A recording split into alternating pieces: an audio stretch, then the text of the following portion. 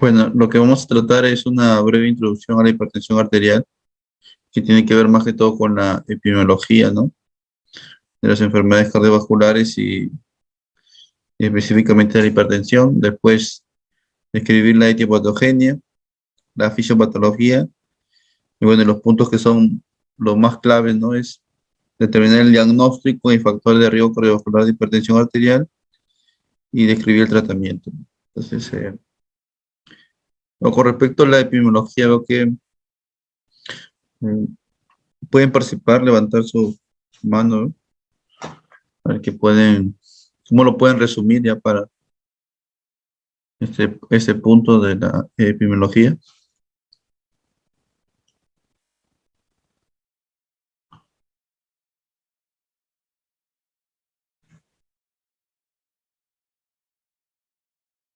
A ver, con, mi, con Michelle Gustavo. Sí, doctor, en relación a lo que es la epidemiología, aproximadamente del 21 al 25% de la población adulta en general posee lo que es hipertensión arterial. Y usted en una de las rotaciones que tuvimos nos mencionó que a partir de los 45 años, en pacientes de sexo masculino, tenían una mitad de probabilidad de tener lo que es, bueno, desarrollar hipertensión arterial. Ya, muy bien. A ver, ¿alguien más que quiera agregar? ¿Por qué estudiamos esta enfermedad? ¿Qué es lo que puede ocasionar?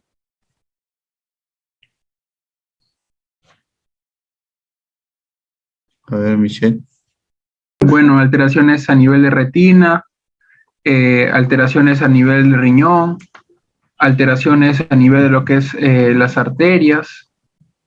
Eh, También hablamos de... ¿Qué más? Bueno, ahí le dejo ver para que uno de mis compañeros también participe. Ya, Michelle. Muy bien, Michelle. Entonces, a María Consuelo, ¿qué nos dice? Sí, doctor, había leído que en sí la hipertensión arterial era uno de los principales factores de riesgo para lo que eran las enfermedades cardiovasculares y también que en sí son la principal causa de muerte, sobre todo en los países de desarrollo.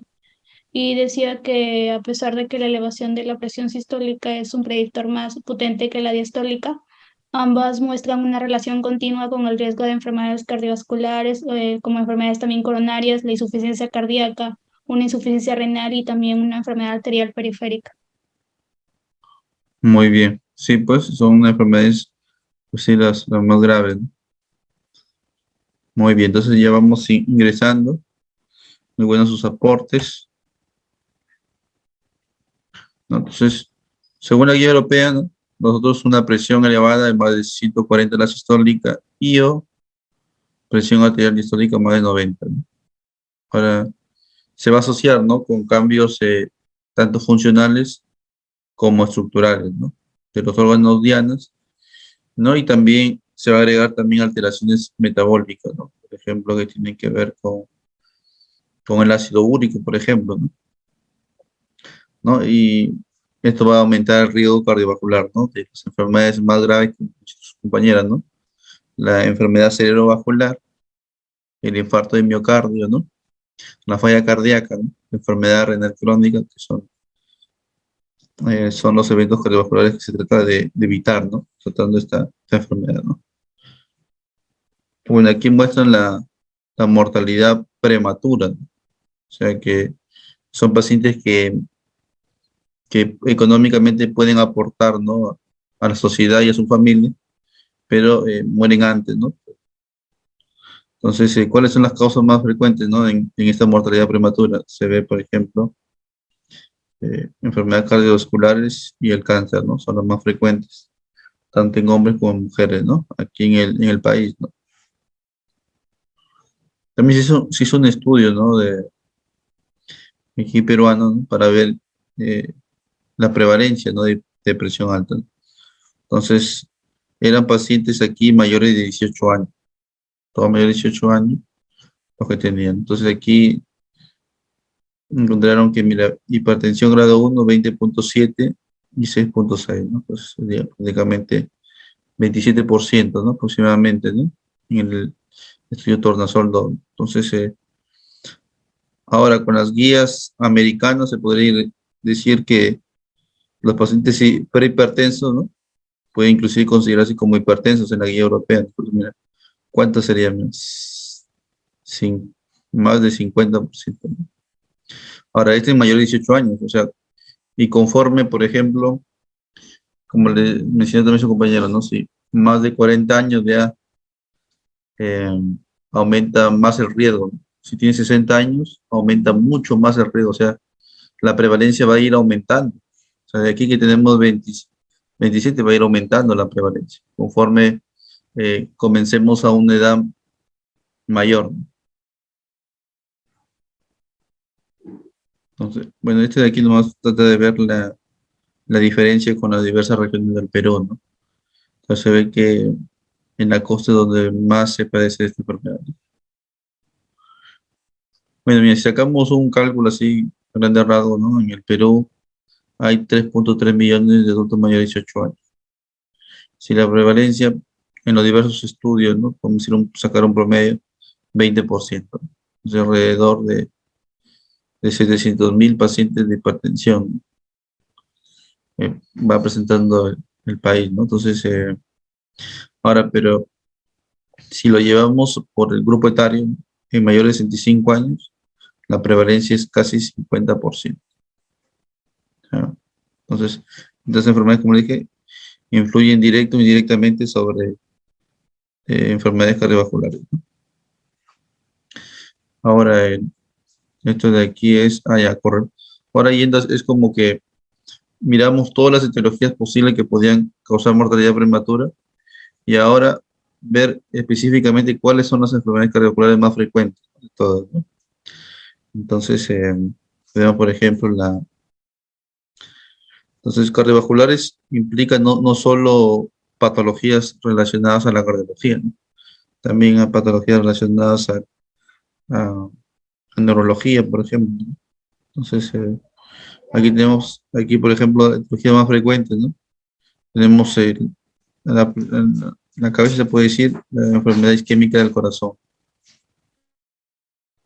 ¿no? Después tenemos a las enfermedades cerebrovasculares y después tenemos, mira, la enfermedad hipertensiva. Y esto se repite también en el caso de las mujeres.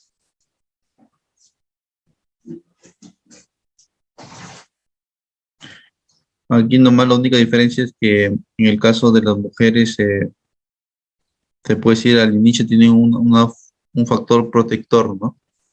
Y un factor protector, cuando ya llega la menopausia, ¿no? Ya tienen mayor riesgo ya de enfermedad cardiovascular y inclusive es igual al del hombre. Pero como aquí está comprendido el grupo etario de 30 a 69 años, que comprendía las mujeres premenopausas y posmenopáusicas, ¿no? Entonces, por eso aquí la enfermedad isquémica baja, ¿no? 20%, ¿no? Y aumenta un poco la enfermedad cerebrovascular relativamente. Ahora, este gráfico es para ver, mira aquí en esta barra horizontal, ¿no? Vemos incapacidad ajustado a la vida en años, ¿no? O sea, es es una variable que mide tanto la cantidad de que viven los pacientes como la calidad que tiene de vida, ¿no? Entonces, se ve que el que más perjudica en la cantidad y en la calidad de vida, de todos los factores de riesgo que hay, ¿no? En esta lista, el que más afecta es la hipertensión arterial, ¿no? Entonces, otra cosa importante también que entonces, la hipertensión se viene estudiando por muchos años, ¿no? Hay estudios, se puede decir, clásicos, ¿no? Entonces, aquí, en el estudio de Kanner, ¿no? Entonces, muestra que, por ejemplo, los pacientes que tienen hipertensión, ¿no? Que son estas barritas, ¿no? Las más claritas, tienen mayor riesgo de enfermedad coronaria, ¿no? Tanto en hombres como en mujeres, ¿no? Si compara aquí, por ejemplo, mujeres, lo comparo, tienen mayor riesgo. Igual ocurre en el stroke, que viene a ser con enfermedad cerebrovascular. También ocurre lo mismo, mayor riesgo con enfermedad arterial periférica y en falla cardíaca, ¿no? Entonces, también, ¿no? En estudios también para ver la relación entre la presión arterial y la enfermedad renal crónica, ¿no? Tanto en hombres como en mujeres, ¿no? De conforme se va haciendo más severo, en mayor riesgo, ¿no? Aumenta el riesgo de que tenga enfermedad renal crónica terminal, o sea, pacientes que van a necesitar diálisis, ¿no? La hipertensión, ¿no? Y van, entonces todos van aumentando el riesgo, ¿no? Pero mientras más, imagínense, mira, 10 veces más riesgo.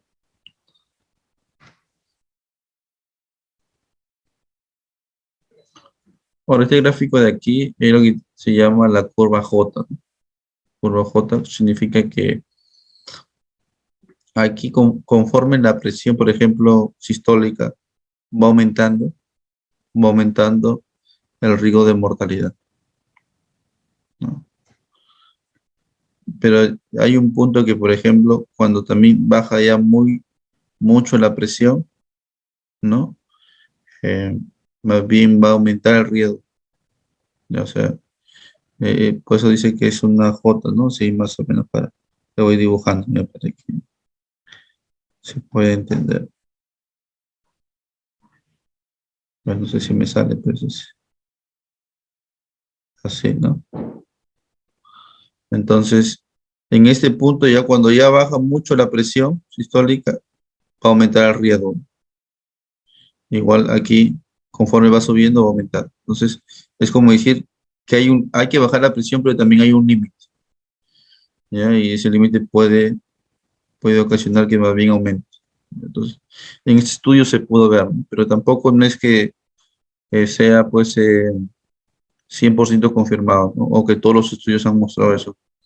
Algunos difieren, ¿no? Pero se maneja bastante esto del punto J para tener esa precaución. Igual ocurre también con la presión diastólica. Llega un punto en que cuando ya más bien bajo mucho la presión, aumenta el ritmo.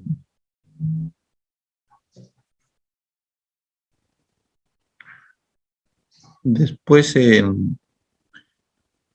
lo que estaban mostrando, ¿no? Que eso de la presión sistólica, ¿no? Tanto el aumento de la presión como el aumento de la edad hace que el paciente tenga mayor riesgo, ¿no? De tener una, en este caso, una mortalidad por enfermedad arterial coronaria.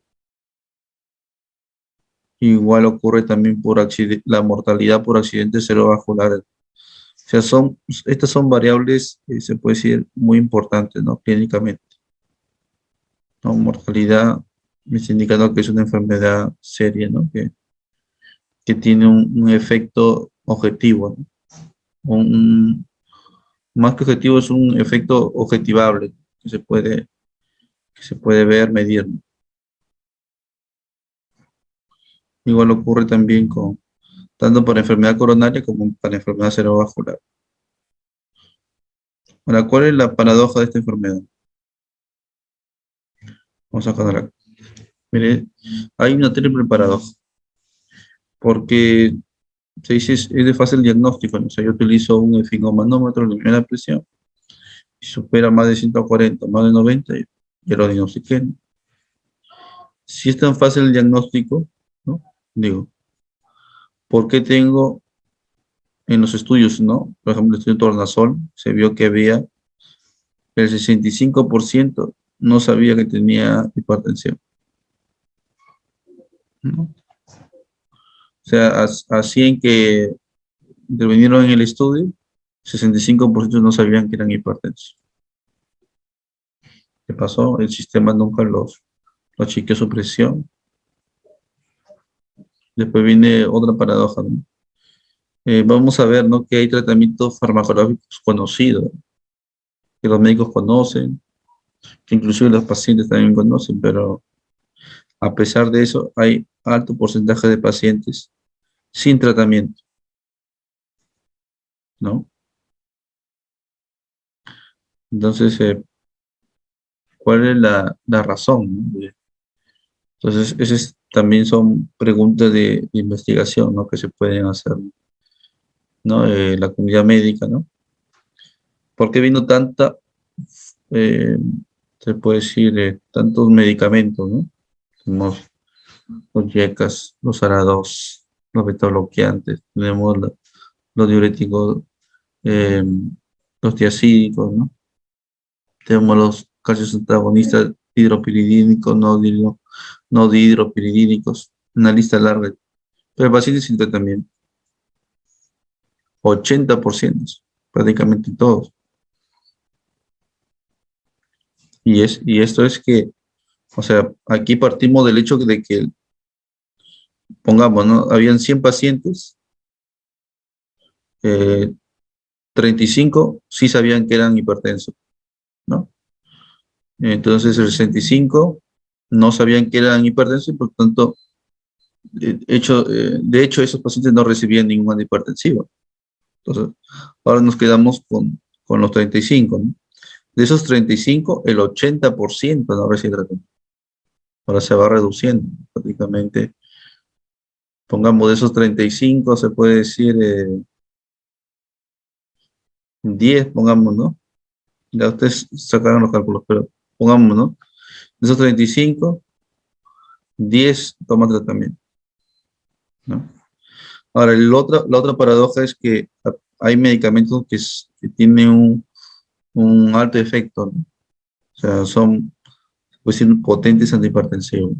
Por ejemplo, tenemos a los ARA, ¿no? Tenemos al irbesartán, por ejemplo, de 150. Tenemos la hidroproteasina de 25 miligramos. Son medicamentos potentes que inclusive puede generar una hipotensión de tan fuertes que son, ¿no? Entonces, pero a pesar de eso, hay baja tasa de control, o sea, no se logra la meta. Entonces, pongamos, ¿no? De esos 10 que habían quedado, que bueno, era para mí, me parece que es mucho, pero ya son 10 pacientes, ¿no? A esos, solo el 17% se controla. O sea, si lo redondeamos, pongamos, siendo benévolos, ponemos 20%. ¿Qué significaría si son 10? Sería 2, ¿no? 2 se controlarían, ¿no? De los 10. Partimos de 100 peruanos y solo se controlan 2. Y todos los 98 quedaron en esos ríos que hemos mencionado. Entonces es algo puede ser muy preocupante, ¿no? Entonces la idea aquí con esta clase es ver estrategias de cómo solucionar esto también, pues, ¿no? Y bueno, y primero pues hacer un buen diagnóstico, ¿no? Conocer los medicamentos también, ¿no? Porque puede ser también que uno de los factores por qué los pacientes no tienen tratamiento es porque los médicos no conocen los medicamentos, ¿no? Hipertensivos, o no saben darle la dosis adecuada, o el intervalo de tiempo. Y bueno, y también aquí la baja tasa de control, pues, sea ya lo vamos a mencionar. Entonces, es un tema muy preocupante, ¿no? Y es muy importante, ¿no? Imagínense resolver este problema, cuánto mejoraría los años de vida, ¿no? Con calidad, ¿no? Entonces, ¿cuáles son las causas, ¿no? Entonces, aquí vemos que puede ser primaria, ¿no? O puede ser secundaria. Nosotros básicamente nos vamos a enfocar en la hipertensión primaria. Entonces, es aquella que se puede decir no hay una etiología precisa, ¿no? Que es multifactorial, ¿no? Hay influencia genética, ambiental. Y la secundaria significa que sí hay una etiología concreta, ¿no? Por ejemplo, una hipertensión renovascular, ¿no? Entonces, es un paciente que tiene una enfermedad renal que le ha llevado como consecuencia, ha llevado como complicación una presión alta, ¿no? O el hiperaldosteronismo, ¿no? Por ejemplo, una enfermedad, un tumor en la glándula suprarrenal que me produce hiperaldosteronismo. Entonces, como la aldosterona está aumentada, sabe que interviene, ¿no? En el sistema renina-angiotensina-aldosterona, ¿no? Y me sube la presión. pero, pero no es porque él tenga un problema en sus vasos o tenga una hipertensión primaria, no, sino que es secundaria, ¿no? a ese tumor en la glándula suprarrenal que me lleva a tener presión alta. Entonces, si yo lo saco ese tumor, se puede curar el paciente de la hipertensión, ¿no? Igual ocurre sobre el síndrome de apnea obstructiva del sueño, ¿no? El SAOS y el feocromocitoma también, que es otro tumor, ¿no? De las glándulas suprarrenales. Ya. Y bueno, y hay múltiples etiologías de hipertensión secundaria, que seguro también lo van a ver en casos cuando vean endocrinología, ¿no? Cuando vean en nefrología, ¿no? Seguro también lo han visto, ¿no? Cómo hay síndromes que pueden generar hipertensión, ¿no? Después, bueno, aquí la idea es identificar, ¿no?, la fisiopatología, ¿no?, a través de esta ecuación, ¿no?, que les mencioné también, que la presión arterial es igual al gasto cardíaco por la resistencia vascular sistémica. Entonces, ¿qué factores intervienen para que aumente la resistencia vascular sistémica y por ende aumente la presión arterial? Interviene el sistema nervioso autónomo, el sistema nervioso simpático, ¿no? También interviene el sistema renina, angiotensina, aldosterona, que es un mecanismo, se puede decir, hormonal. Entonces, el gasto cardíaco, ¿cómo puede? Si el gasto cardíaco aumenta, también aumenta la presión arterial. ¿En qué situaciones aumenta el gasto cardíaco? Por ejemplo, cuando aumenta el volumen plasmático. ¿Y cuándo aumenta? Cuando se activa también el sistema renina, ¿no? Ahora, pero también cuando aumenta el gasto cardíaco, cuando aumenta, por ejemplo, el inotropismo, aumenta la precarga, ¿no?, o disminuye la poscarga también. Entonces, hay situaciones que contribuyen a que el gasto cardíaco aumente y por tanto aumente la presión arterial.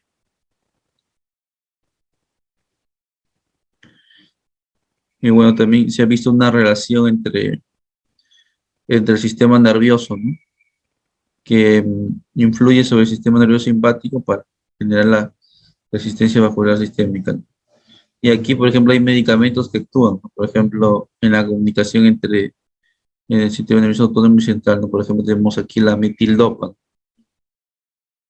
¿no? Entonces, que es un medicamento de vía nerviosa central, ¿no? En cambio, aquí, por ejemplo, el sistema renina angiotensina, ¿no?, aldosterona, tenemos, por ejemplo, a los YECA, a los ARA, ¿no? En el sistema nervioso autónomo, aquí esta relación tenemos aquí, por ejemplo, los beta bloqueantes, ¿no?, porque actúan sobre los receptores beta, ¿no? Entonces, el sistema simpático va a actuar ahí, al estar bloqueado, no, ya no produce su efecto, ¿no?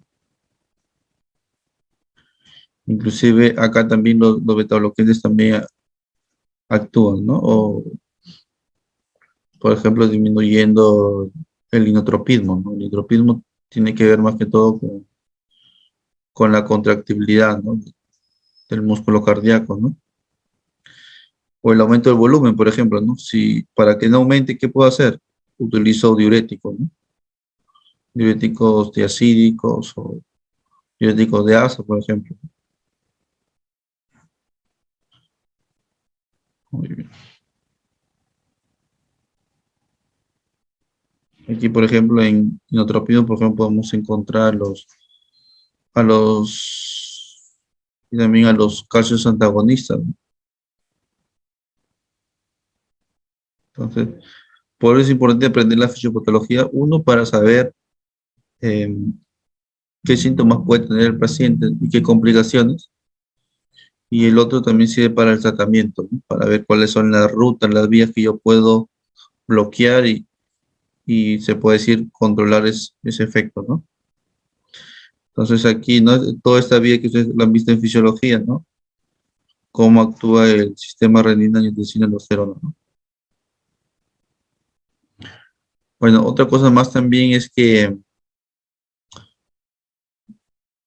el endotelio se puede considerar como, o sea, se considera como un tejido, ¿no? Pero es un tejido que está, pues, distribuido por todo el cuerpo, ¿no?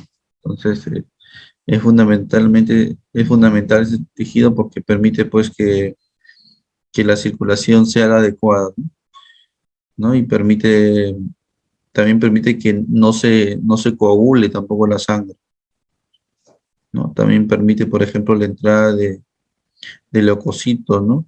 Con la finalidad también de cualquier infección que pueda haber en el cuerpo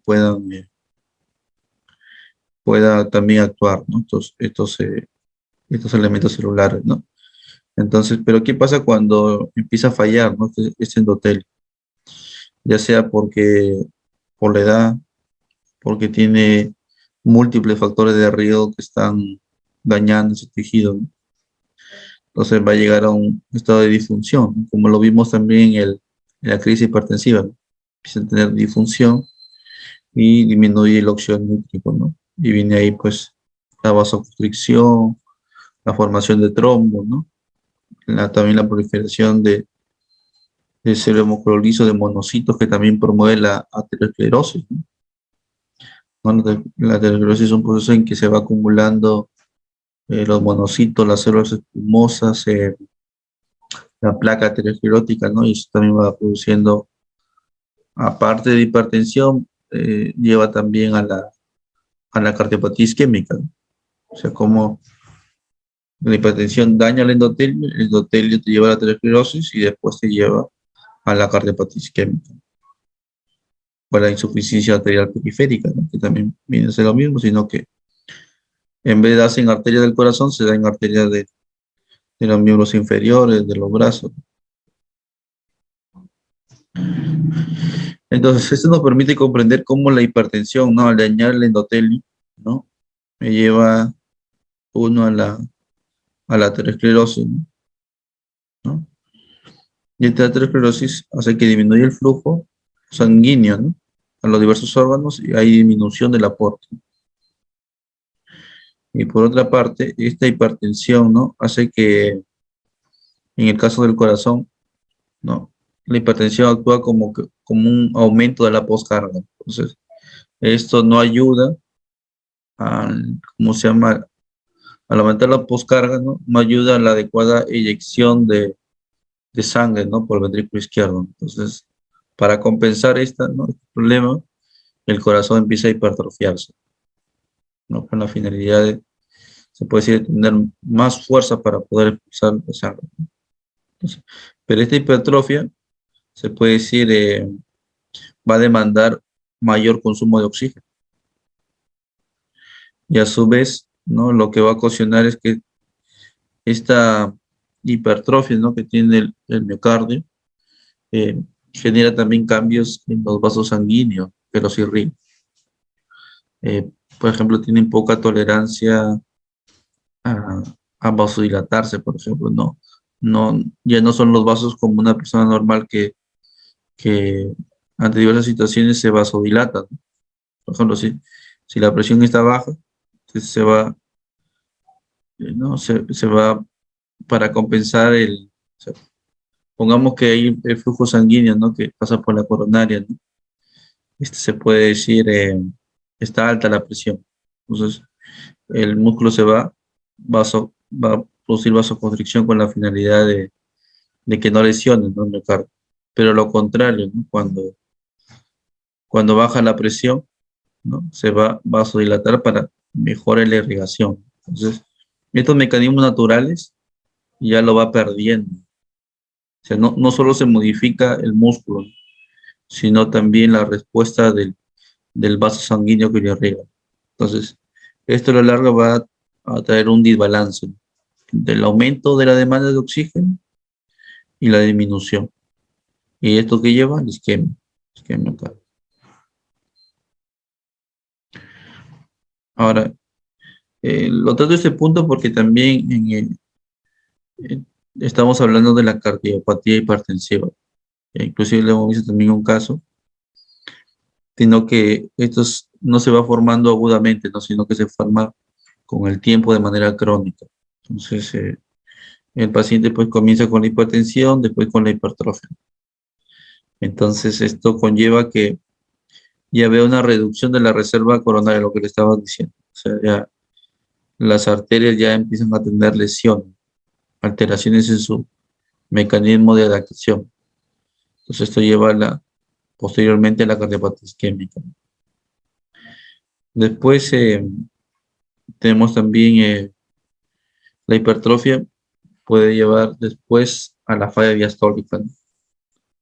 Entonces una de las causas más frecuentes de falla cardíaca diastólica es la hipertensión, ¿no? Entonces, ahora en algún grupo, aparte de la falla diastólica, empieza a tener falla sistólica, ¿no? Que es alteración de la contractilidad. Estos dos mecanismos me dan la insuficiencia cardíaca. Y otro proceso que también ocurre es la fibrilación auricular, ¿no? O las arritmias ventriculares, que tiene que ver con las arritmias, ¿no? Con la cuestión eléctrica del corazón. Esto me puede llevar pues a muertes súbitas o fenómenos cardioembólicos como los eventos cerebrovasculares. Entonces, es todo, se puede ser en pacientes que complican su vida, ¿no? Se puede decir, ¿no? Comienzan con hipertensión, después en hipertrofia, después hacen falla cardíaca. Entonces, aparte de la hipertensión, hay que darle medicamento de falla cardíaca. Y aparte hacen arritmia, fibrilación. Entonces hay que darle anticoagulantes, antiarrítmicos. Y se van agregando más pastillas. Y mientras más enfermedades, pues más se va complicando su calidad de vida.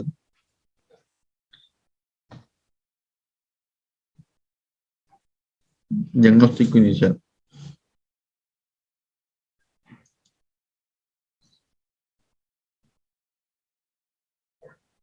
Muy bien, entonces vamos continuando.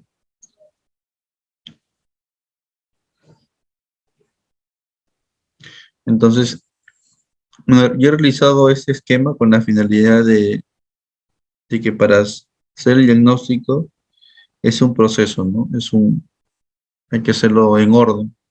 Entonces, cada persona puede encontrar su modo de hacer, su método, se puede decir, ¿no? Entonces, bueno, a mí me parece esto lo más práctico, ¿ya? Con la finalidad de que no pase por alto nada, ¿no?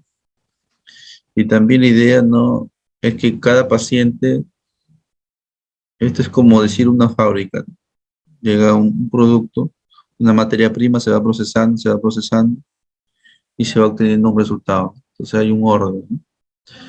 Entonces a veces pensamos que cada paciente es un mundo y a veces no es así, ¿no? A veces hay procesos que se pueden repetir en todos los pacientes, ¿no? Entonces, solo hay que cumplir los pasos, ¿no? Y entonces vas a obtener un buen resultado, un buen proceso diagnóstico, ¿no? Entonces, primero hay que confirmar el diagnóstico de hipertensión por medida de la presión arterial. Entonces, no es tan sencillo, ¿no? Como parece la medición de la presión arterial. Hay que tener en cuenta varios detallitos, ¿no? Aquí hemos visto que había la primera paradoja, ¿no? De que, entre comillas, era fácil diagnóstico y cómo era posible que vea tan baja tasa de detección. Entonces, después de diagnosticar, ¿no?, correctamente la hipertensión, hay que ver si el paciente tiene factores de riesgo cardiovasculares, ¿ya? Entonces, si ustedes solo hacen el diagnóstico de hipertensión arterial y no identifican los factores de riesgo, es como si a una enfermedad solo le pusieran, para términos sencillos, para que ustedes comprendan, le pusieran solo el nombre. Falta el apellido para que sea completo, ¿ya? Entonces, ¿por qué? Porque al hacer esto me va a determinar conductas terapéuticas, ¿no? Sobre todo, cualquier clasificación, como les dice, que uno quiera hacer, si me va a ayudar en el tratamiento y en el pronóstico, se puede decir que es una de las mejores clasificaciones que se puede hacer. Después hay que buscar lesiones de órgano blanco, ¿no? Y la presencia de enfermedades asociadas, ¿no?, que pueden acompañar al paciente, ¿no? Después hay que estratificar el riesgo, ¿no? Con los datos que se han obtenido los factores de riesgo, yo lo estratifico, ¿no? Veo si es bajo riesgo, moderado, alto o muy alto. Y finalmente, evaluar si tiene el paciente indicios de diagnóstico de hipertensión secundaria. Aunque hemos visto que la mayoría, 95%, es hipertensión primaria, ¿no? Entonces, ese 5% podría pasar de alto en algunos pacientes. Entonces, por eso siempre hay que estar atentos, ¿no? Tener la perspicacia para poder encontrar algún hallazgo o algo que nos oriente a una hipertensión secundaria, ¿no? Entonces, vamos a ver qué factores me inducen, ¿no? O me dan indicios, ¿no? De que estamos ante una hipertensión secundaria, ¿no? Entonces, aquí vamos aquí vamos con Joaquín, levanta su manito. ¿Cómo se confirma el diagnóstico de hipertensión? ¿Qué métodos conoce?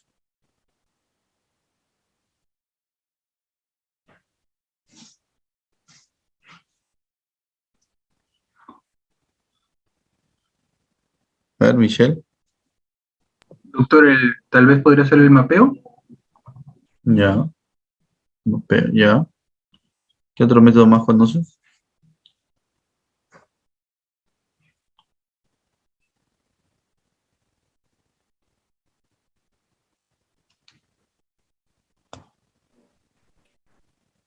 ¿Puedo, doctor? Ah, sí. Ya, doctor, mi señal está mal. Bueno, en sí, había leído de que, por ejemplo, para hacer el diagnóstico de hipertensión arterial, primero tomaban en cuenta la toma en el consultorio, ¿no?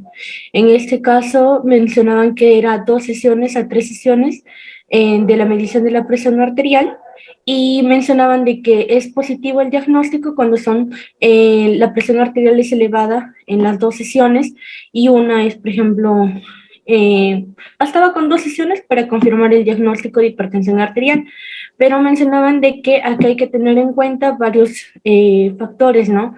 Por ejemplo, que el paciente descanse 5 minutos, que no haya tomado cafeína ni tabaco y también que no haya hecho ejercicio y después de eso se evalúa al paciente, ¿no? Y en este caso se van a tomar la presión arterial de los 2 brazos y mencionan de que una diferencia debe ser no tan elevada, por ejemplo, no mayor a 15 milímetros de mercurio en la toma de ambos brazos. Entonces, si había una toma de mayor a 15 milímetros de mercurio, mencionaban que ya no era, por ejemplo, una hipertensión arterial, o sea, que venía de causa primaria, sino una hipertensión asociada, por ejemplo, a una estenosis de la subclave izquierda. Entonces, después de eso, ya mencionaban de que no bastaba con esa medición, ¿no? Que también podría realizarse el monitoreo ambulatorio, que en este caso el paciente contaba con un dispositivo y este dispositivo tomaba la presión arterial tanto en la parte diurna, en la parte nocturna y también mencionaban que sacaban una presión media, ¿no? Ahora, también consiste en la presión arterial tomada en casa, que en este caso también el paciente va a, a, a tomarse la presión 2 veces en la mañana y 2 veces en la noche, y también, por ejemplo, que esté descansado, ¿no? O sea, que no haya hecho ejercicio, ni tomar cafeína, ni tabaco. Y mencionaban de que se hacía por 7 días y en el caso también de que, o sea, se confirmaba mediante las 12 tomas, ¿no? Más no con la primera sesión, porque mencionaban de que la primera sesión se obviaba, ¿no? Porque a veces el paciente como que recién se está adaptando a tomarse la presión, entonces lo descartaban el primer día, pero los demás días sí lo tenían en cuenta. Y así es como más o menos se iba tomando en cuenta para llegar a un diagnóstico preciso de hipertensión arterial, porque a veces mencionaban de que había causas de que aumentaban la presión arterial, por ejemplo, un feocromocitoma, y no era necesario, por ejemplo, una hipertensión primaria, sino era secundaria, ¿no? Y se trataba la causa. Muy bien, Eli, muchas gracias por tu aporte. Bueno, vamos entonces con el primer punto, ¿no? Que es confirmar el diagnóstico de hipertensión. Pues ustedes, lo que se conoce clásicamente, ¿no? En el consultorio, ¿no? Medir con el esfingomanómetro, ¿no? Aneroide, ¿no? o de mercurio, ¿no? Entonces, viene la presión y con las cifras uno va sacando si es hipertenso o no, ¿no? Entonces, ese es el clásico que inclusive ustedes lo han hecho en sus clases, ¿no? De fisiología o otros cursos, ¿no? O han visto cómo se mide, ¿no? Sino que conforme se ha ido estudiando este problema, se han ido descubriendo algunas cosas. Que hay pacientes que, por ejemplo, tienen el efecto de bata blanca, ¿no? Entonces, de que cuando llegan al consultorio se les sube mucho la presión, ¿no?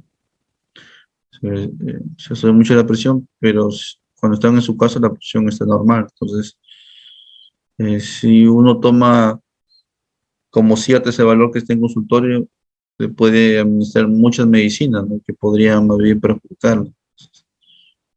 Entonces, en esas situaciones habría que ver otros métodos, ¿no? Que nos puedan ayudar, ¿no?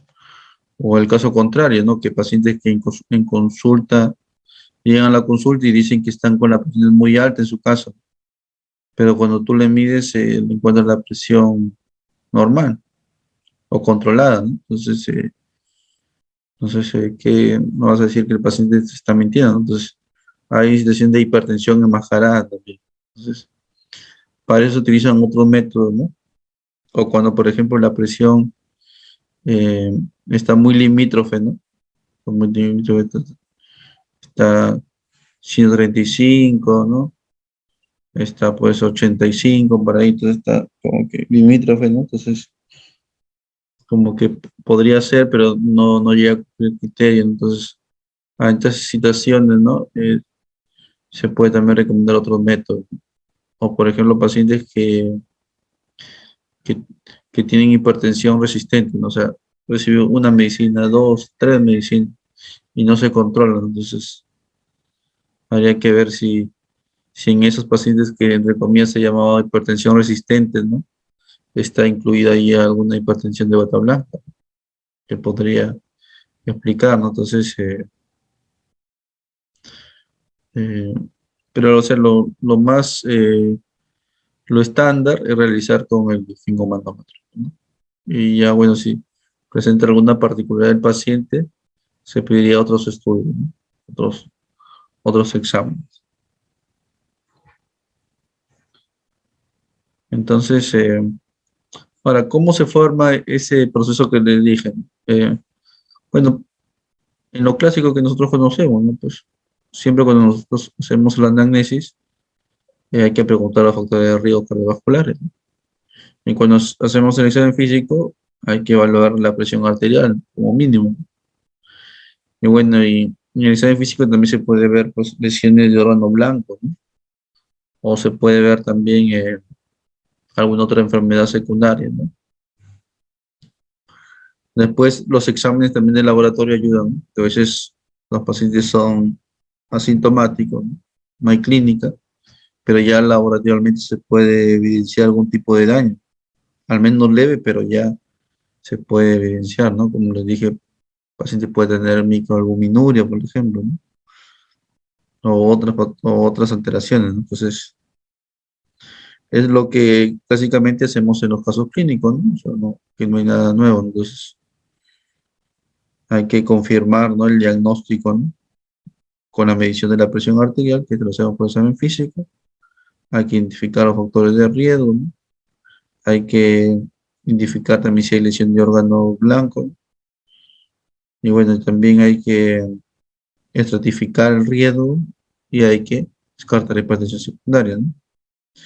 Hay que utilizar métodos complementarios especiales según los diagnósticos específicos que tengamos, ¿no?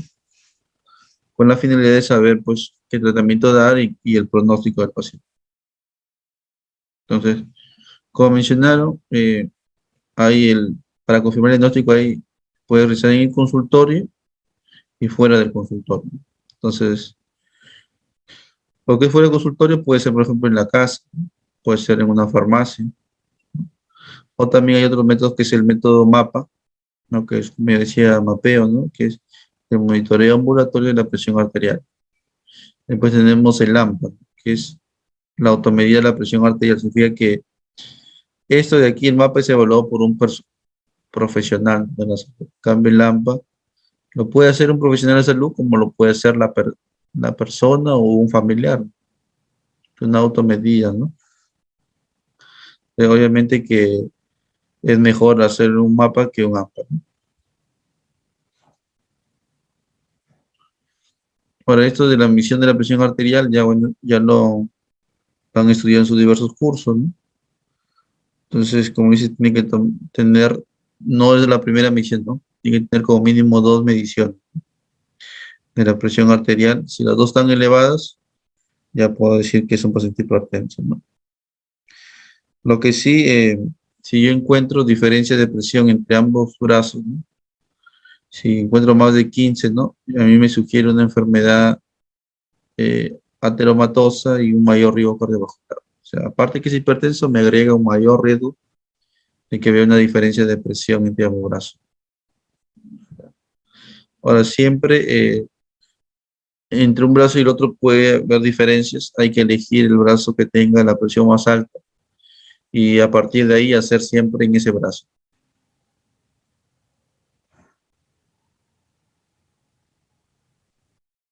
Esta es la medida, tiene que tener también un adecuado brazalete, ¿no? Para no subestimar, ¿no?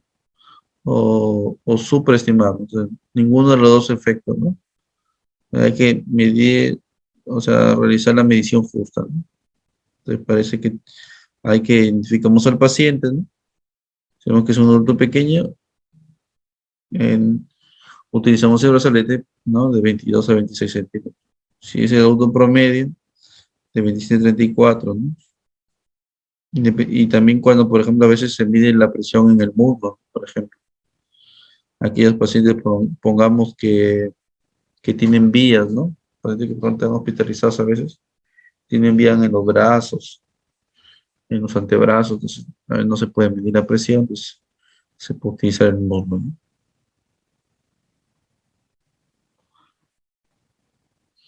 Después tenemos, bueno, diferentes dispositivos, ¿no? El mercurio, el neroide que han visto, ¿no? El semiautomático, ¿no? Que lo utilizan por las abuelitas, ¿no? Las personas en sus casas, ¿no? Que presionan un botoncito y le va midiendo la presión, ¿no? En cambio, el automático, el paciente no tiene que presionar nada, ¿no? Sino que el doctor ya lo programa, ¿no? Entonces nosotros le programamos y le van midiendo pues durante 24 horas cómo se va tornando su presión, ¿no? Lo que no se recomienda es utilizar estos dispositivos, ¿no? Ya sea que solo presionando con el dedo, ¿no? Inclusive hay en los celulares salen que uno presiona y te sale la presión arterial, eso no está recomendado. Ni tampoco las muñequeras tampoco están recomendados.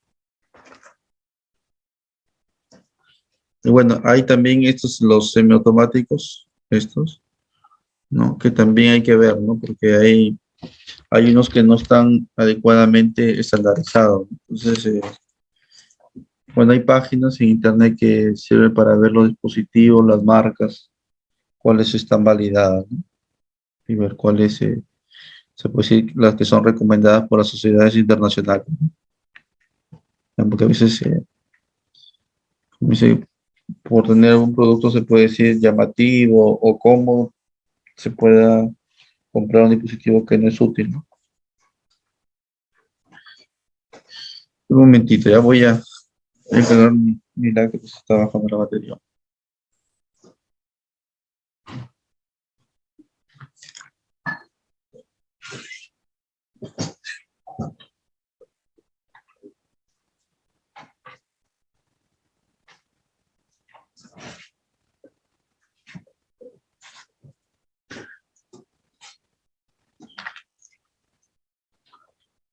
Ya, entonces, continuando.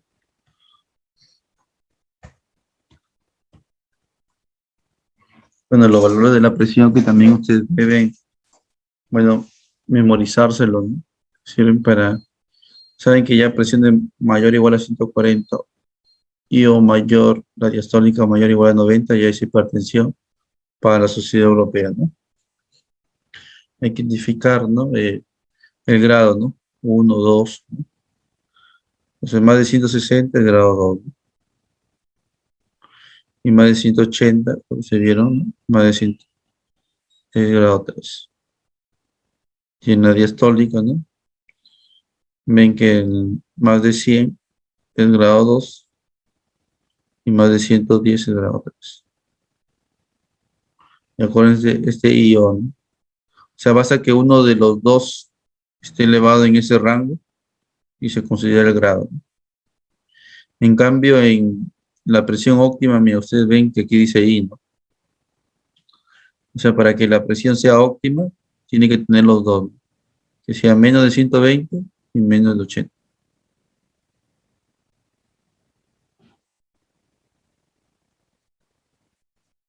Y esto de la sociedad americana, ¿no? Que también están sus valores. Ellos se plantean, al ver todas esas estadísticas que les he mostrado, ¿no? Lo que ocurre en nuestro país también ocurre en el extranjero, ¿no? Entonces, imagínense tener una población de 300 millones, ¿no? Estados Unidos, y ver que pues, se mueren año tras año o su calidad de vida se altera. Entonces, ellos han sido más drásticos y ya han planteado que ya no hay que esperar que tenga 140, sino más de 130. En la gráfica de la curva J que les mostré, ¿no? Cuando el paciente pasa más de 120, ya va aumentando el riesgo.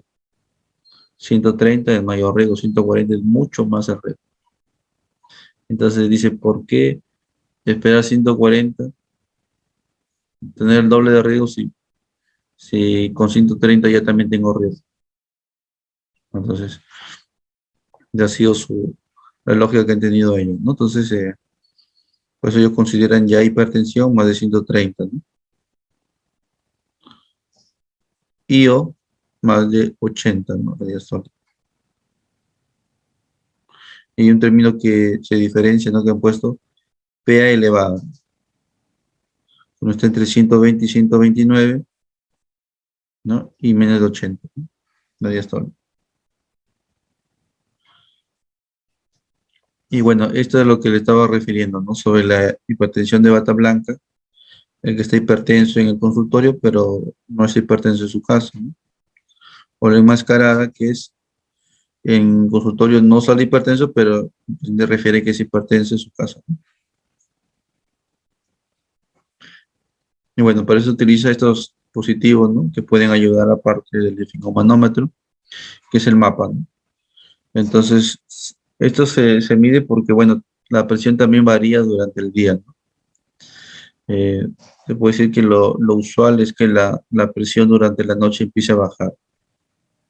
Entonces, pero hay pacientes que tienen un comportamiento, se puede decir, aparte de ser hipertensos, tienen ese comportamiento de que más bien su presión se vuelve muy alta, ¿no? En la noche. Entonces, hay que identificar ese tipo de pacientes, ¿no? Entonces, según la Sociedad Europea de Cardiología, decimos que en el mapa te registra así como una especie de datos estadísticos. Entonces, si te dice si el mapa promedio, ¿no? Durante más de 20 horas es más de 120 con 80, ¿no? Se puede decir, es hipertenso el paciente. Ahora, en el mapa, por ejemplo, del día, ¿no? De la mañana, para que sea hipertenso tiene que ser más de 135 con 85.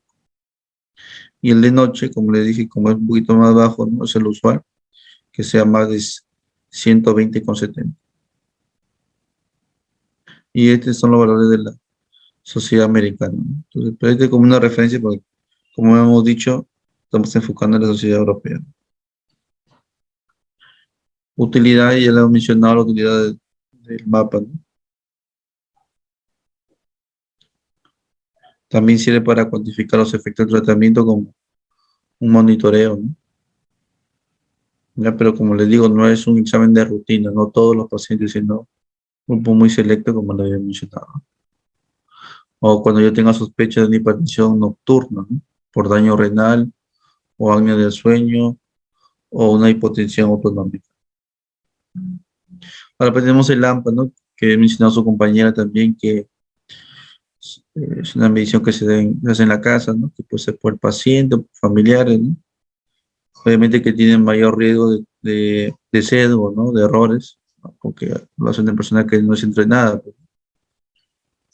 A veces no se toma esas consideraciones, ¿no? Que debe estar en reposo, bien sentado, ¿no? No debe tener ganas de orinar, ni haber consumido café recientemente. Entonces, a veces los pacientes no lo toman en cuenta, ¿no? Entonces, pero bueno, lo que se recomienda es hacer 3 medidas, ¿no? Por la mañana y 3 medidas por la noche, ¿no? Por 5 días, o en todo caso hacer 2 medidas, ¿no? 2 medidas en cada sesión durante 7 días. Entonces, si el valor es más de 135,85, se dan cuenta de que tanto en el mapa como en el AMPA, los valores no son 140,90, no bajan un poquito. 135,85 es en el AMPA. Entonces, ahora pasamos ya vimos entonces, tenemos un diagnóstico adecuado, ¿no? Se está bien medida la presión arterial, inclusive estamos identificando algunos otros factores que se pueden agregar, ¿no? Como por ejemplo, presiones altas durante la noche, ¿no? Que podemos ver en el mapa, ¿no? Entonces pasamos al segundo punto, que es identificar los factores de riesgo, ¿no? Aquí hay que preguntar, ¿no? Básicamente, cuáles son los factores clásicos que tenemos, ¿no? Tabaquismo, diabetes, dislipidemia, sobrepeso, inactividad física, dieta no saludable, ¿no? Enfermedad renal, historia de enfermedad cardiovascular prematura en la familia, ¿no? Hombres menores de 55 años y mujeres menos de 55 años. Y bueno, hay otros factores, ¿no? Eso se va preguntando. Después, identificar lesiones de órganos blancos, ¿no? O enfermedades asociadas, para eso hay que pedir exámenes, ¿no? Exámenes se puede decir lo más básico, ¿no? Glucosa, hemograma, perfil lipídico, creatinina, electrolitos, hormona estimulante de la tiroides, examen de orina, electrocardiograma, ¿no? Y ya los demás exámenes serían opcionales según la sospecha clínica que pueda tener. Entonces, como también a mí mencionó sus compañeros, ¿qué órgano puede lesionar, ¿no? Y se ha visto también en la estadística, ¿no? Cuando vemos la epidemiología, puede llevar, el paciente por eso tiene mayor riesgo, ¿no? De enfermedad cerebrovascular, ¿no? Isquémico, hemorrágico, ¿no? Que son procesos agudos, pero también tiene efectos sobre la demencia, que son enfermedades crónicas. El paciente poco a poco va deteriorando, ¿no? Los abuelitos, ¿no? Ya no recuerdan bien, ¿no?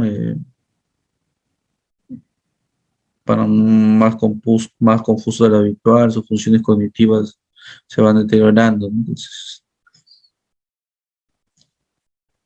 tenemos a la retinopatía también que tiene que ver con la vista, ¿no? Después se afecta también a vasos sanguíneos, por ejemplo, la arteria carótida, ¿no? Puede afectar también puede dar insuficiencia arterial periférica, ¿no? Puede afectar a los miembros inferiores, ¿no? Entonces, eso lo podemos determinar con el índice tobillo-brazo, ¿no? Cuando es menor a 0,9 es sospechoso de que pueda tener una enfermedad arterial periférica. Después tenemos bueno, podemos detectar si el paciente tenía algún episodio de infarto, ¿no?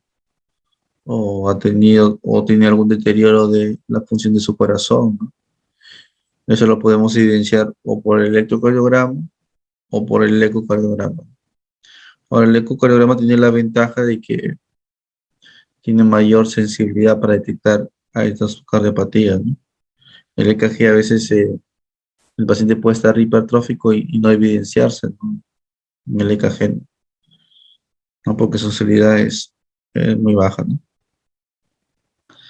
Después tenemos las enfermedades renales, ¿no? Podemos encontrar, por ejemplo, creatinina, ¿no? Sérica aumentada, ¿no? O podemos encontrar también daño, se puede decir leve, ¿no? Que es la microalbuminuria, ¿no? De 30 a 300 miligramos en 24 horas, ¿no? O podemos utilizar también esta relación, ¿no? Albúmina-creatinina, ¿no? Más de 30 millones de mercurio. A veces es un poco difícil, ¿no? Medir, por ejemplo, creatinina en orina, ¿no? Porque tiene que el paciente recolectar la orina durante 24 horas y llegar con su bidón y ahí el personal ya del laboratorio medir la creatinina urinaria, ¿no? Eso es más difícil de poder realizar, ¿no? A veces con la medición de la creatinina, ¿no? No en 24 horas, sino en un momento y sacar una relación es más sencillo, ¿no? Como les dije, en la cardiopatía hipertensiva, en el EKG detectas 5 a 10%, ¿no? En general.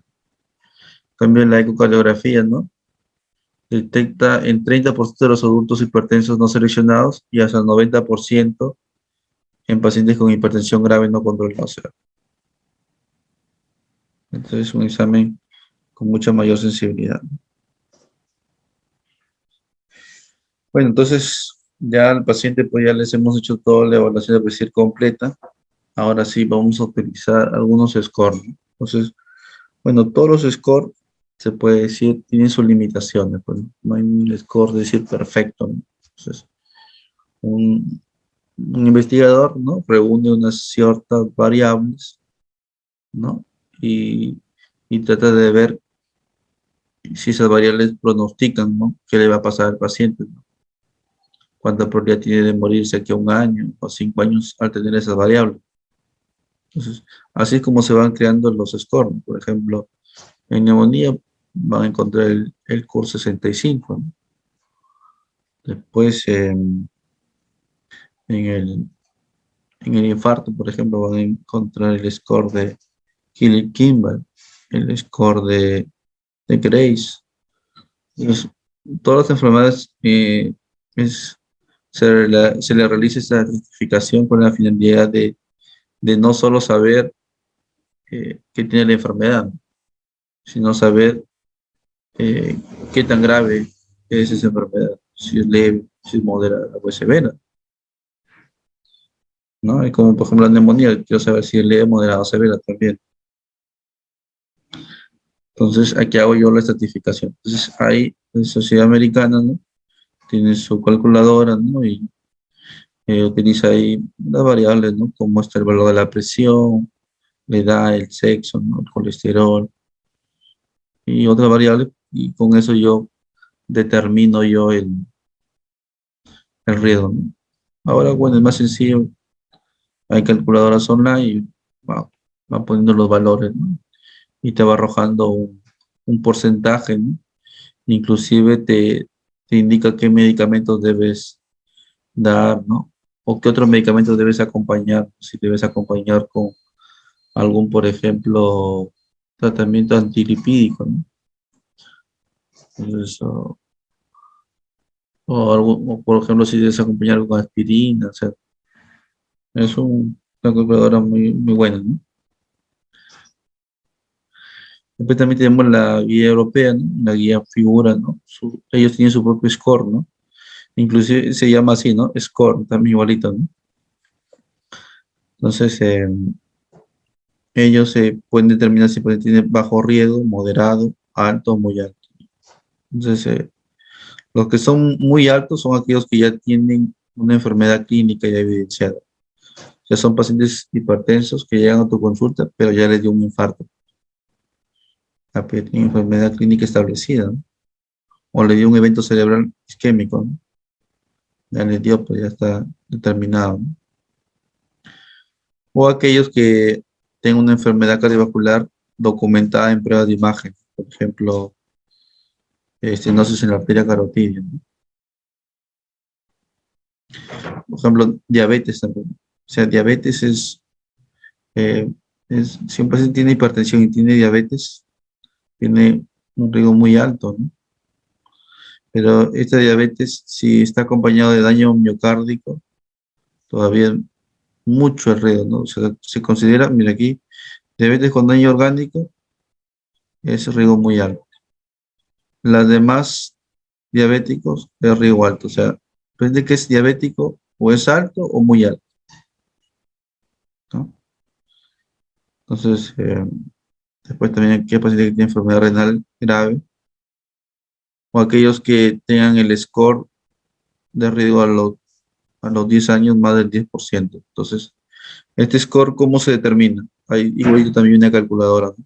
De piel, la edad, el sexo, la presión arterial, el colesterol total y HDL, y si es fumador. Pones todos los datos y te da un resultado. Entonces, por ejemplo, ¿no? Aquí me dice si ese score que se utiliza por calculadora, ¿no? Me sale más de 10%, ¿no? El riesgo es muy alto.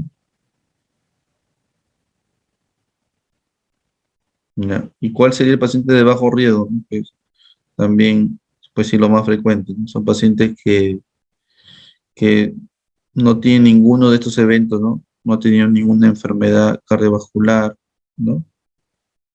No tienen cardiopatía hipertensiva, ¿no? Se le saca el score, ¿no? Y sale menos de 1%.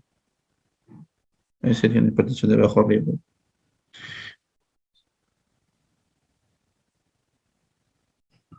Bueno, a veces hacer esto, se puede decir, hay que estar con la tablita mirando, ¿no? Se hace más, se puede decir, un poco tedioso, ¿no? Estar mirando la tablita, calculando, ¿no?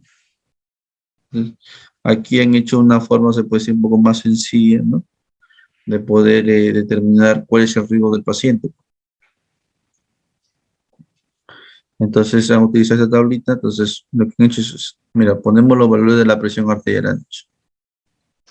Entonces, normal alta, grado 1, grado 2 y grado 3, según el valor de la presión. Y después, aquí identifico en qué fase de la enfermedad está el paciente. Si está, por ejemplo, sin complicaciones, si ya está con una enfermedad asintomática o si ya estoy con una enfermedad establecida, ¿no? Entonces,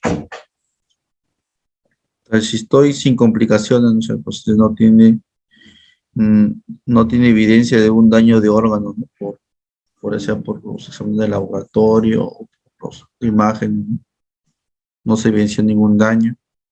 Tampoco tiene clínica de algún daño cardiovascular. Entonces, veo aquí los factores de riesgo.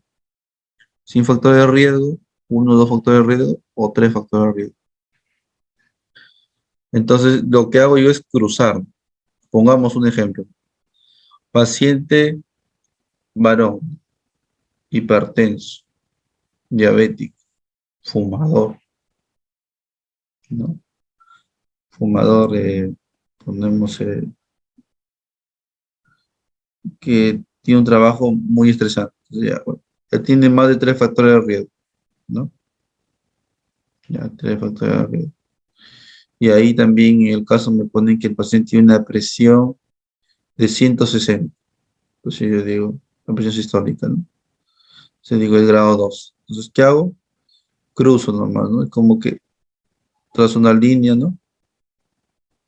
Y después trazo otra línea acá, ¿no? Lo junto en los dos y como cae en este cuadrante de riesgo alto. ¿Ya? Entonces, ahora, ¿qué pasaría si me llega otro casito, ¿no? Paciente que es hipertenso, ¿no? Que tiene...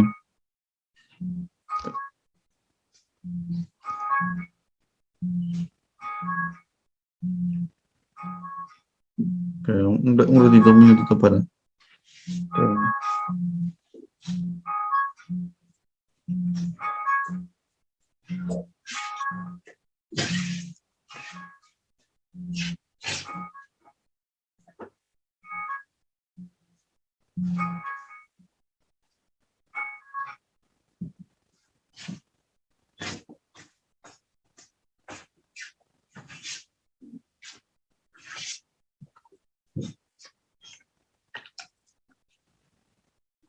Ya, entonces tenemos un paciente que es, decía, ¿no? Un paciente que es hipertenso, ya tiene, por ejemplo, ha tenido infarto, ¿no? Entonces ya quedaría como que ya tiene una enfermedad establecida, ¿no? Sería acá, ¿no? Enfermedad establecida, y entonces el paciente les pongo que tiene una presión de 140, ¿no? Entonces, ¿dónde caería? Si yo cruzo, quedaría aquí, ¿no? Como riesgo muy alto, ¿no? Entonces, si ustedes analizan, ¿no? Detalladamente, es decir, como me tengo que aprender todo el valor de la presión, bueno, lo puedes sacar inclusive más sencillo, ¿no? Si tú ves, dices, si el caso que me presentes es un paciente hipertenso, no importa la cifra, pero me dice que ya tiene una enfermedad cardíaca o cardiovascular establecida, y el riesgo es muy alto, ¿no? ¿De acuerdo? ¿No? El asunto va a ser acá cuando tengas este limbo, ¿no? Entre riesgo bajo y riesgo moderado. Entonces, ahora cuando dice riesgo moderado, este de aquí son riesgo moderado. Bajo moderado, moderado. Esas tres posibles escaleritas. Los que dicen moderado alto, ya hay que considerarlo como riesgo alto. Entonces, este de acá son riesgo alto, este de acá es riesgo alto, y este también es alto. Entonces, también si el caso no me pone un paciente hipertenso, no importa la cifra que tenga, pero me indica que tiene una evidencia de enfermedad asintomática, o sea, tenga, por ejemplo, como dice aquí, ¿no? Una enfermedad renal crónica en estadio 3, o sea, su creatinina está aumentada, a pesar que él no tiene clínica, ¿no? Entonces yo digo, ya es riesgo alto, todos son altos, mira aquí, alto, alto, alto, o alto, muy alto, ¿no? ¿Entiende? Entonces, con esta gráfica ustedes se van guiando. Y evaluar indicios de hipertensión secundaria, ¿no? Por ejemplo, si a un paciente eh, se le aparece, debuta, ¿no? Con una hipertensión y tiene menos de 30 años, llama la atención. Hay que buscar si es que no tiene alguna cardiopatía congénita o alguna otra enfermedad secundaria, ¿no? O si, por ejemplo, también la hipertensión le aparece más de 50 años, también hay que amerita, ¿no? O sea, si usted le llega a su consultora, un paciente que tiene más de 50 años y recién se le diagnostica hipertensión, hay que pedirle todos los exámenes, ¿no? O paciente que, por ejemplo, ustedes le están tratando y no se logra controlar, también, ¿no? Primero hay que averiguar la adherencia, ¿no? Porque es uno de los principales factores que no se adhieren al tratamiento. Pero después ya habría que ver el punto de ver si tiene alguna otra enfermedad que pueda estar explicando. Después, episodios de edema agudo de pulmón, ¿no? También el síndrome de apnea del sueño, ¿no? Obstructiva del sueño. Elevación también de la creatinina sérica. También la parte clínica, ¿no? Pues también adecuado que hagan el examen físico, ¿no? Pulsos femorales reducidos, si encuentra algún soplo abdominal, si en los exámenes laboratorios que pedí encontré el potasio alto para pensar, si tiene cefalea, sudoración, palpitación, también hay que sospechar, no sé si se da esa triada, ¿no? O si el paciente tiene antecedentes de alguna enfermedad endocrinológica. Y bueno, finalmente, el tratamiento. Entonces, la primera pregunta, ¿no? Como muchas veces esta enfermedad es asintomática, ¿no? Pues le llaman el asesino silencioso por el paciente. Le dijeron que era hipertenso, pero como no lo siente, no le causa ninguna molestia, sigue con su vida normal y no toma tratamiento. Entonces, la primera pregunta es, ¿vale la pena darle tratamiento a estos pacientes? Bueno, por la epidemiología que hemos visto, por todas las complicaciones que pueden producir, diríamos que sí, ¿no? Hay que tratarlo, ¿no? Pero también hay que realizar estudios para ver si en verdad esa hipótesis que tenemos se corrobora, pues, ¿no? Entonces, se hizo un estudio, no sé, he hecho múltiples estudios, ¿no? Pero después lo han recopilado en un metaanálisis, ¿no? que en total pues encontramos 123 estudios, ¿no? Entonces todos los estudios recomiendan que hay que tratar la hipertensión, ¿no? Porque reduce el riesgo de todas estas enfermedades, de falla cardíaca, falla renal, eh, enfermedad cerebrovascular, cardiopatía isquémica, ¿no? Mortalidad por todas las causas, pues. Ahora, después, como han visto, ¿no? Hay diferencias entre la europea y la americana, entonces, bueno, los americanos tenían sus argumentos para poder realizarlo, ¿no? Entonces, después hicieron un ensayo y vieron si ellos eran más intensivos en el tratamiento, había alguna diferencia si le damos el tratamiento estándar. Entonces, hicieron un ensayo clínico, ¿no? Prepararon 9.361 pacientes, ¿no? Se les siguió por 3 años aproximadamente, ¿no? Eran pacientes hipertensos con alto riesgo cardiovascular, ¿ya? Pero sin diabetes. Eso hay que aclarar, ¿no? Porque como hemos visto, los diabéticos o son altos o muy altos, ¿no? Pero estos pacientes eran de alto riesgo, pero no tenían diabetes. Después se dividió en dos grupos, pues, ¿no? Entonces uno tenía presión menos de 140, uno el objetivo era menos de 140, que era el estándar, y el otro era que el paciente tenga una presión óptima, ¿no? Menos de 120 la sistólica, ¿no? Y se evaluó, ¿no? Entonces lo que mostró es que el resultado primario combinado, o sea, donde evaluaba las múltiples enfermedades, entonces comparando, había mayor beneficio con el tratamiento intensivo. O sea, se reducía la mortalidad comparado con el tratamiento estándar.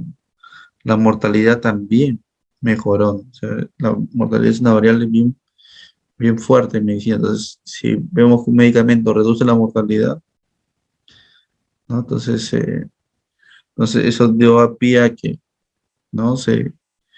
La guía americana lo tomara en cuenta y viera también una nueva forma de tratar y prevenir, ¿no? Entonces, bueno, la guía también de la Sociedad Europea, ¿no? Que propone cómo hacer el esquema para iniciar tratamiento, ¿no? De hipertensión. Entonces dice que, por ejemplo, ¿no? Cuando el paciente, lo que tenemos, ¿no? Hipertensión grado 1, ¿no? Entonces, a estos pacientes hay que recomendar el tratamiento no farmacológico, ¿no? Cambio de estilo de vida. Pero aparte, ¿no? Hay que agregar tratamiento farmacológico, ¿no? Inmediatamente para pacientes con enfermedad cardiovascular, como previsión secundaria. Entonces, si el paciente tiene riesgo muy alto, ya hay que iniciarlo inmediatamente. Para los pacientes que tienen alto riesgo cardiovascular, ¿no? O evidencia de daño de órgano blanco, también hay que tratamiento farmacológico de inmediato. No, no era como antes que decían, bueno, hay que dar tratamiento farmacológico y si mejora en el tiempo, ya bueno, ya no le damos medicina. No, ahora cambió, ¿no? Bueno, hay que ser más intensivo, ¿ya? ¿No? Hay que cambiar el estilo de vida, pero hay que dar paralelamente su medicina. Sobre todo si tiene muy alto riesgo y alto riesgo. Ahora, si tiene riesgo cardiovascular bajo, moderado, ¿no? Que podría ser, por ejemplo, un paciente joven, ¿no? Un paciente, pongamos, de 40 años, que es hipertenso, ¿no? Entonces,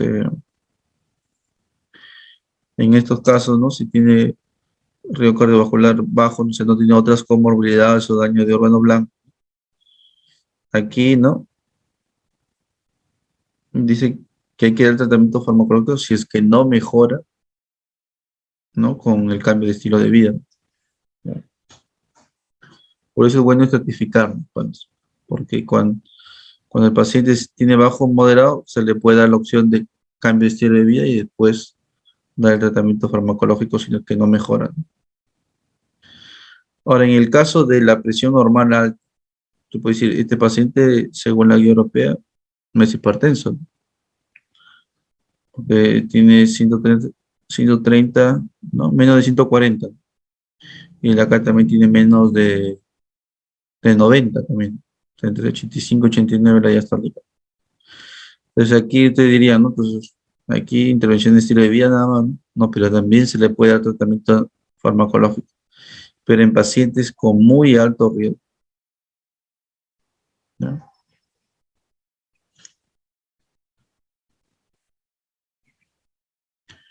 Y después en la hipertensión de grado 2, ¿no? En esto sí ya, aquí ya en grado 2 ya, es decir, el factor de riesgo cardiovascular ya se puede decir que independiente de qué factor de riesgo cardiovascular tenga o qué certificación tenga, y así de grado 2 hay que iniciar el tratamiento farmacológico inmediato. Si es de grado 3, ya, pues, ni qué decir, ¿no? También inmediato.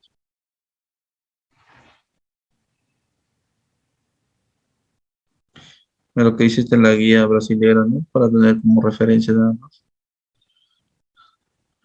Bueno, la Sociedad Europea, ¿no? ¿Qué es lo que dice, no? Que primero hay que bajar la presión menos de 140 por hora. Si el paciente tolera ese tratamiento, hay que reducir un poco más la presión.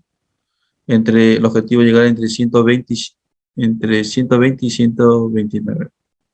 Y la presión diastólica menos de 80. Pues como que va tomando también las recomendaciones de la Sociedad Americana. Tampoco no es que la rechaza totalmente, ¿no? Sino que como que es más escalonado. Primero vamos con mi objetivo y después vamos, si lo toleras, vamos a lo que tú estás buscando, ¿no?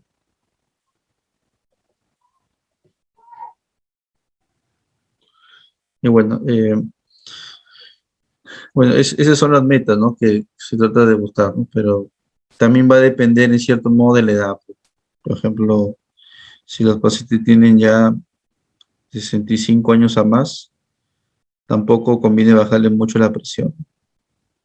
Si tiene 80 años, con mayor razón. Entonces, nosotros, ¿no? Hablamos, ¿no? De que el objetivo, ¿no? De la presión es reducirlo, ¿no? Reducirlo a menos de 140 y si era posible era bajarlo eh, se puede decir, entre 120 y 130, ¿no? Puede ser, ¿no? Pero no menos, ¿no? Pero no menos de 120. Por eso que le dije de la curva J. A menos de 120 tampoco es. Eh, y bueno, y esto es en las diferentes cardiopatías, ¿no? O en las diferentes, perdón, patologías. Por ejemplo, en el RC, ¿no? El objetivo, ¿no? Entre 140 y 130. Y son, se puede decir, más resistentes a los antihipertensivos. Pero en todos los demás, se puede decir, bien se repiten. La única diferencia en el RC, ¿no? Que es de 140 a 130. Después, también la otra diferencia es con los adultos mayores, que ellos no es entre 120 y 130, sino entre 130 y 139. Sí se tolera, ¿no? Y la diastólica, ¿no? Porque todo esto de acá, las tres primeras es con respecto a la presión arterial sistólica. Pero con respecto a la diastólica, ¿no? Debe ser menos de 80, ¿no? Entonces debe ser entre 70 y 79, ¿no? Y a menos de 70, se ha visto que también este es el punto J, ¿no? Puede más bien aumentar el riesgo.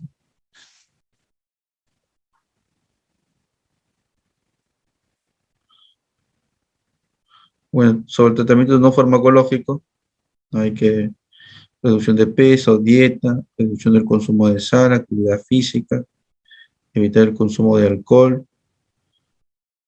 Pero no evitar en el sentido de que no deba tomar nada de alcohol, sino no excederse, ¿no? 20, 30 gramos al día de etanol en varones y de 10 a 20 gramos al día en las mujeres, ¿no? Porque como que recomienda, en cierto modo, consumo de alcohol, de vino, ¿no? Pero en muy pequeña cantidad. Pues no al tabaco. Aquí hay una dieta que, ¿no? Que recomiendan, ¿no? La dieta DASH, que es una dieta mediterránea, ¿no? De frutas, granos integrales, ¿no? Aceites vegetales, ¿no? Entonces, y disminuyendo por la grasa, las carnes rojas, las comidas fritas, ¿no? Y bueno, aquí también se probó, ¿no? Porque a veces uno recomienda una dieta, pero hay que ver si hay estudios, pues, ¿no? Que lo avalan. Entonces se vio que esta dieta mejoraba, ¿no? El control de la presión arterial sistólica y de la presión arterial sistólica. Después el tratamiento farmacológico, ahora reduce, pero tampoco es muy marcado, ¿no? Lo que te reduce, pues, son un puntito, ¿no? 2 puntitos te bajan, no te bajan mucho la presión. Después el tratamiento farmacológico, ¿no? Que también es importante, ¿no? Uy, ya son las 10 y 20, ¿no? Pues ya con esto ya terminamos y para que descansen, ¿ya? Pasado, disculpen que me han pasado 20 minutos. Bueno, la estrategia, ¿no? Entonces, aquí también ya se cambió de paradigma, ¿ya? Entonces, antes, por ejemplo, se decía que dar al paciente eh, pastillas de diferente grupo farmacológico, ¿no? Entonces, el paciente tomaba como 6 pastillas, ¿no? Al día, ¿no? Para la presión. Entonces, el paciente se olvidaba, pues, y al final eso era una de las causas porque había poca adherencia al tratamiento. Le decía su vida complicada, ¿no? Hay personas que, por ejemplo, trabajan, ¿no? El que va a estar tomándose 6 pastillas, tomar en la mañana, en la tarde, en la noche. No se adherían, por más que ellos estaban concientizados que debían hacerlo. Pero... Entonces ahora se recomienda el uso de tratamiento combinado para la mayoría de los pacientes, ¿no? Ahora, ¿cómo es la combinación, no? Lo que se trata es que en una sola pastilla esté toda la dosis para todo el día y puedan estar combinados en una sola pastilla diferentes grupos farmacológicos. El paciente se levanta, se toma su pastillita y listo, ya se protegió para todo el día. Entonces, eso es lo bueno, puede ser lo que se está recomendando últimamente, ¿no? Ahora, esto que también es importante, ¿no? Que siempre se repite es qué es lo que debes hacer y qué es lo que no debes hacer. Pues, lo que nunca debes hacer es no unas un yeca y un arador, porque se ha visto que puede generar aumentar la hipotensión o pueden generar hipercalemia, puede generar insuficiencia renal. Entonces, ya pues hasta aquí en rojo, ¿no? Y después aquí todo lo que está en verde son las combinaciones posibles. Por ejemplo, ¿no? Medicamentos comunes, por ejemplo, que se unen, por ejemplo, es el ARA2 con el tiazida. Por ejemplo, unir irbesartán con hidrocortiazida. O por ejemplo, ¿no? El calcio antagonista que se une con diurético tiazídico, ¿no? Por ejemplo, alodipino con hidrocortiazida. Es una combinación. Los betabloqueadores se puede decir que son un poco más débiles para el control de la presión, por eso la combinación es una línea marcada, sino en puntiaguda, ¿no? Discontinua, ¿no? Entonces, este es el tratamiento que se recomienda, ¿no? Preferible comenzar con un solo comprimido y ver una combinación de 2 medicamentos, ¿no?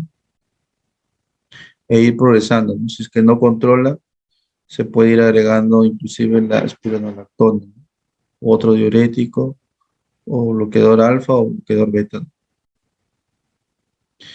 ¿no? Como les dije, los beta bloqueadores son medicamentos que no tienen tanta potencia como nosotros, ¿no? Pero se utiliza sobre todo en pacientes que han tenido, ¿no? O tienen insuficiencia cardíaca, angina, infarto de miocardio, fibrilación auricular, jóvenes embarazadas o que planean gestar. Entonces, los beta bloqueadores son más seguros y tienen mayor evidencia que causan beneficios.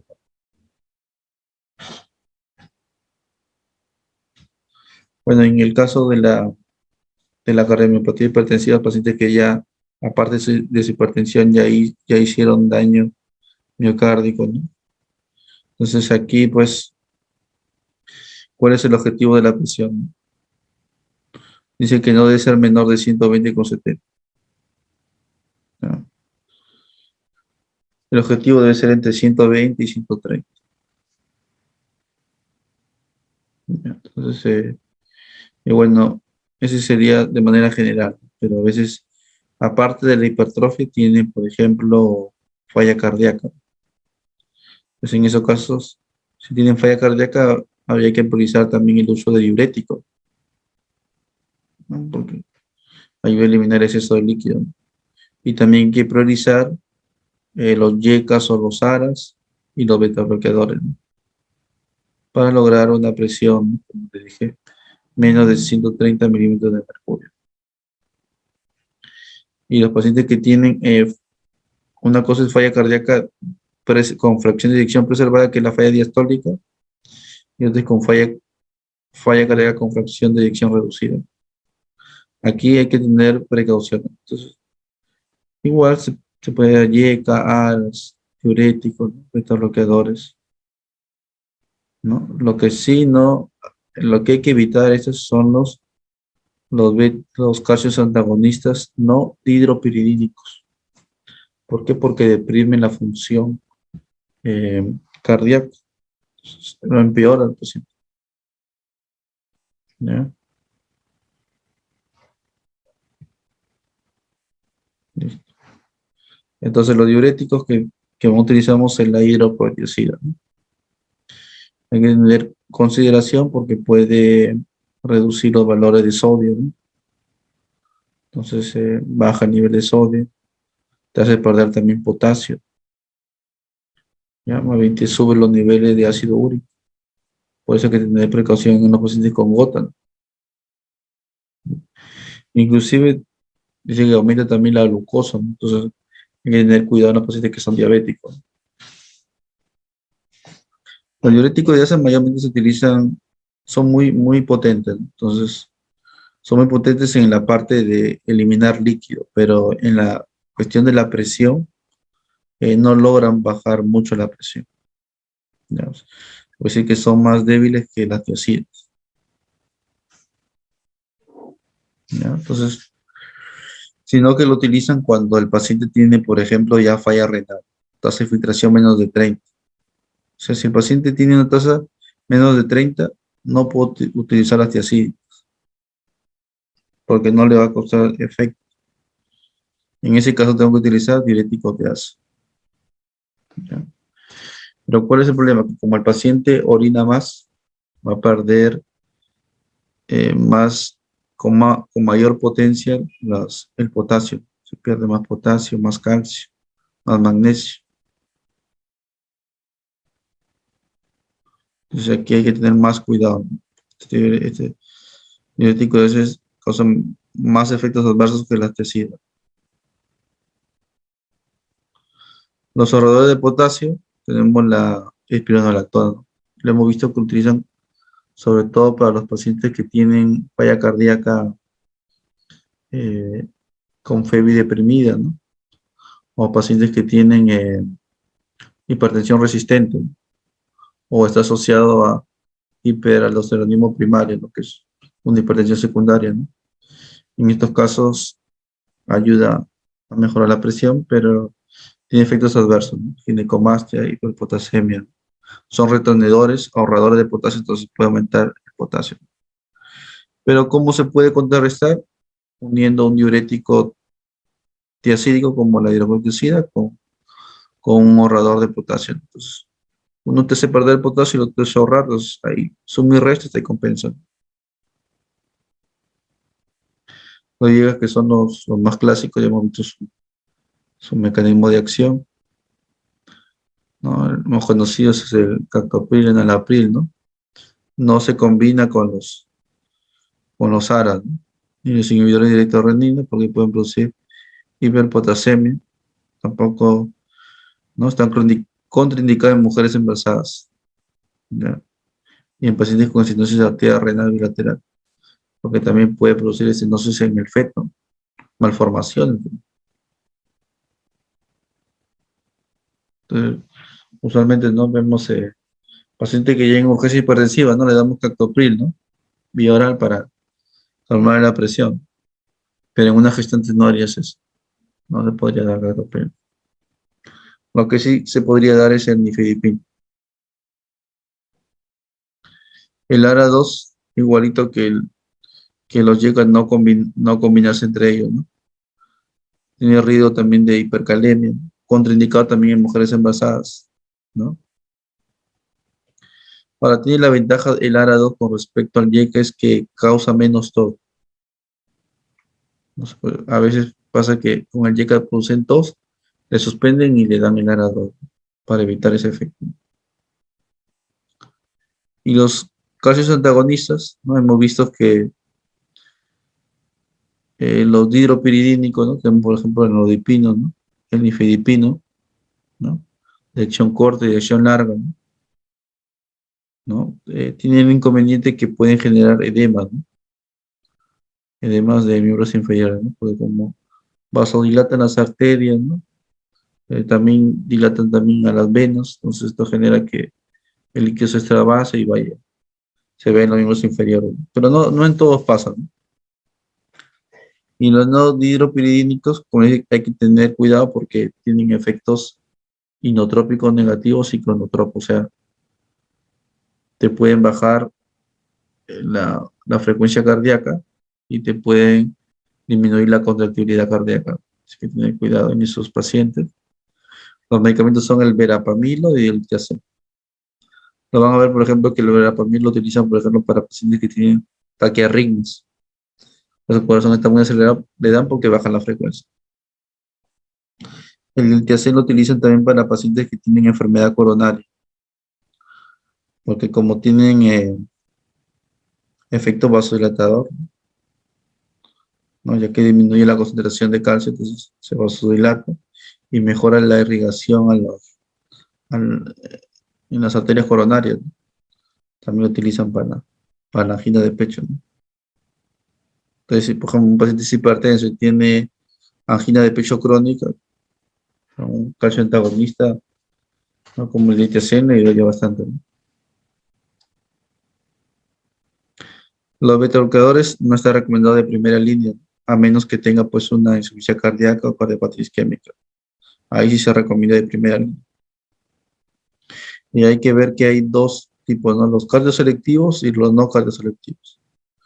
Tenemos el atenolol, el bisoprolol, el nebivolol, el metoprolol, ¿no? Que son medicamentos que ayudan también para el control de la presión. Y los no cardioselectivos son los clásicos, ¿no? Que son los más antiguos, ¿no? Que es el propanolol, ¿no? En lo que tienen el efecto que pueden causar control de la presión, pero también pueden producir broncoespasmo, porque no son cardioselectivos.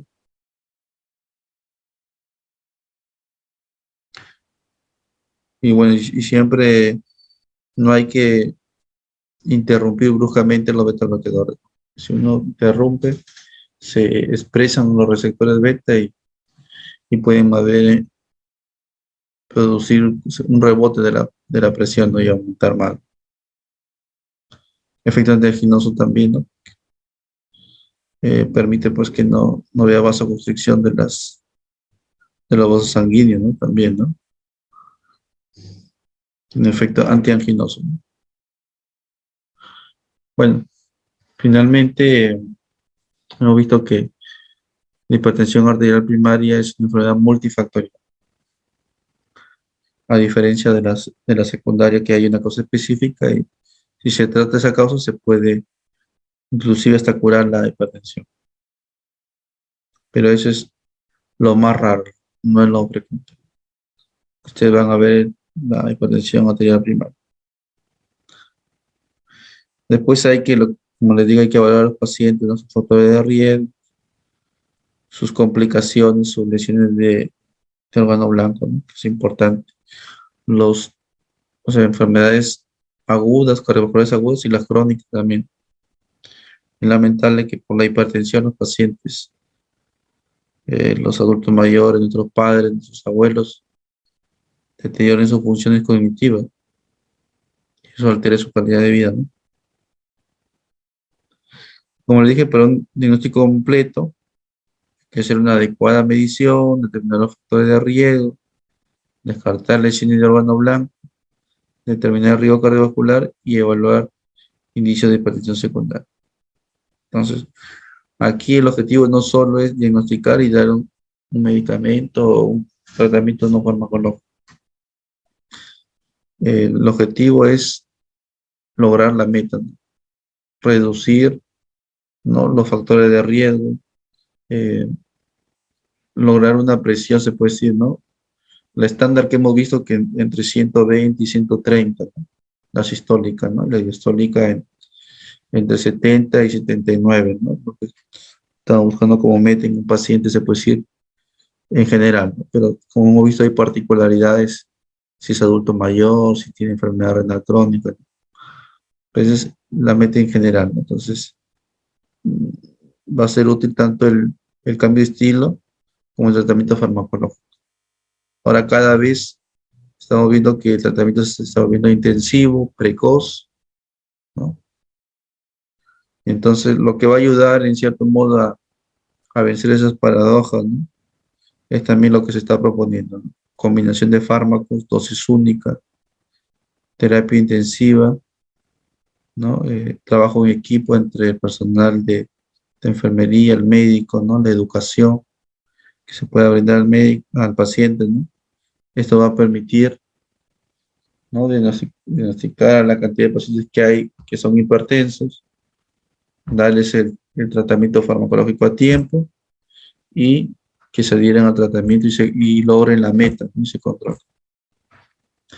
Bueno, ese es espero que les haya servido y que lo puedan aplicar en su trabajo diario y que, bueno, esto seguro en un par de años también va a sufrir algunas modificaciones y ustedes tienen que estar actualizados, revisando artículos científicos o las guías clínicas, ¿no? Entonces, ese es el espíritu de acá, que ustedes vayan leyendo, ¿no? Váyanse haciéndose como sea fanático de leer este tipo de literatura y sobre todo les guste, ¿no? Para que lo puedan aplicar en su desarrollo profesional.